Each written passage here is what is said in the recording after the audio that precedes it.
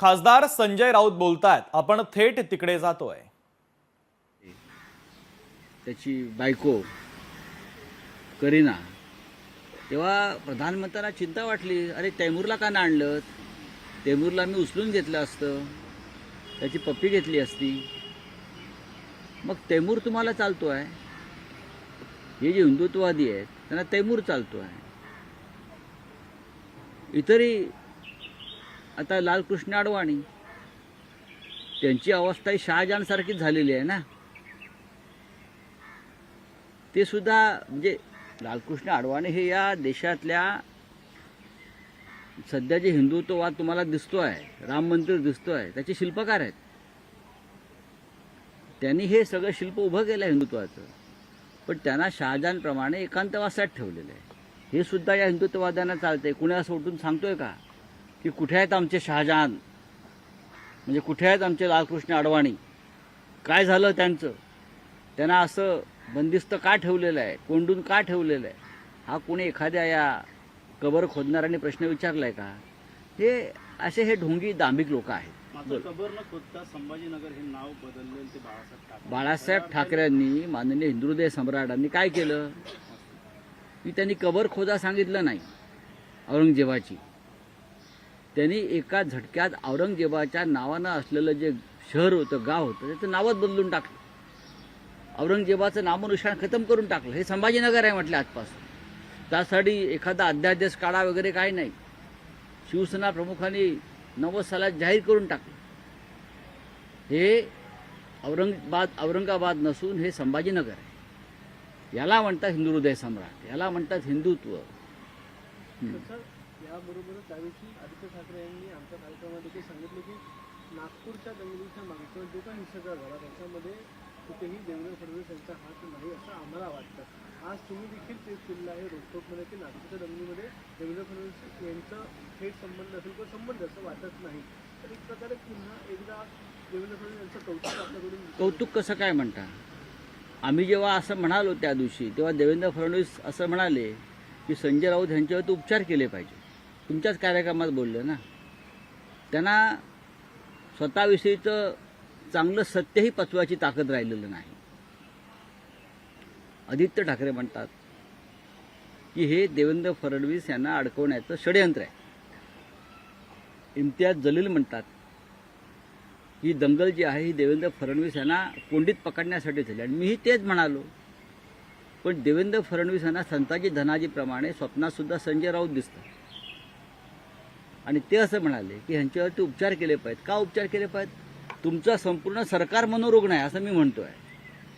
त्यांच्यामुळे सरकारनं विशेष तरतूद करून तुमच्या संपूर्ण मंत्रिमंडळाची मनोरुग्ण चाचणी केली पाहिजे।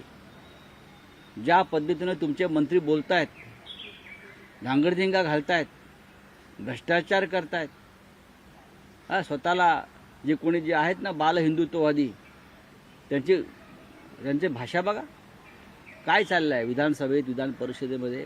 त्याच्यामुळे संपूर्ण भारतीय जनता पक्षाचं जे मंत्रिमंडळ आहे त्यांच्यावरती सरकारी खर्चाने करा, काय हरकत नाही, उपचार करून घ्या। त्यातच गडकरी म्हणतात की जनता जातीवादी नाही, नक्कीच जातीवादी आणि नक्कीच लिस्ट काढावी, लिस्ट द्यावी त्यांनी आम्हाला।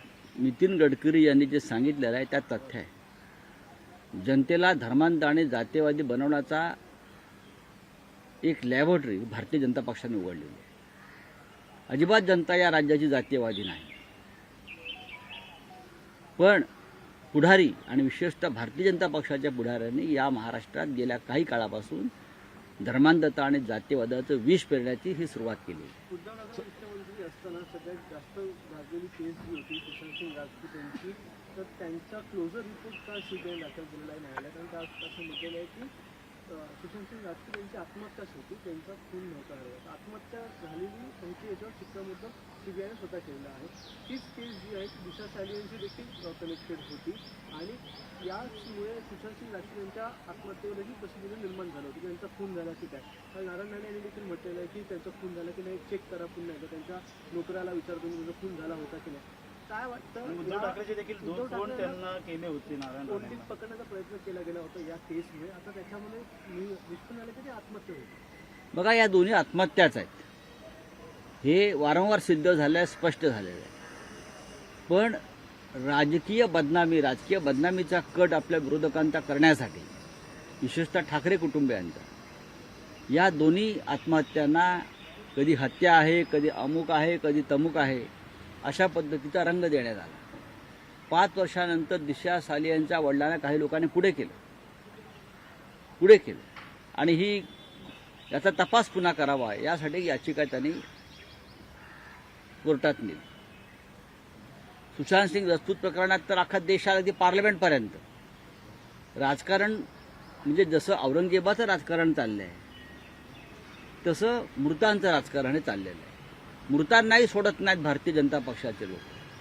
आणि विशेषतः चांगल्या घरातली ज्या व्यक्ती मरण पावते, हे दुर्दैव असतं, त्याचे राजकारण करतात आणि त्याच्यामध्ये त्या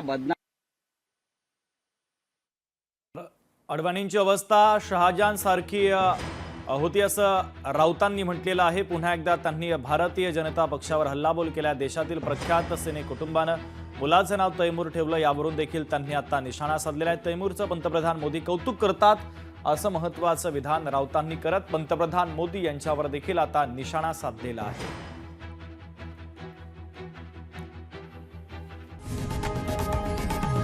लोकशाही मराठी ऐका, पहा, जागरूक रहा.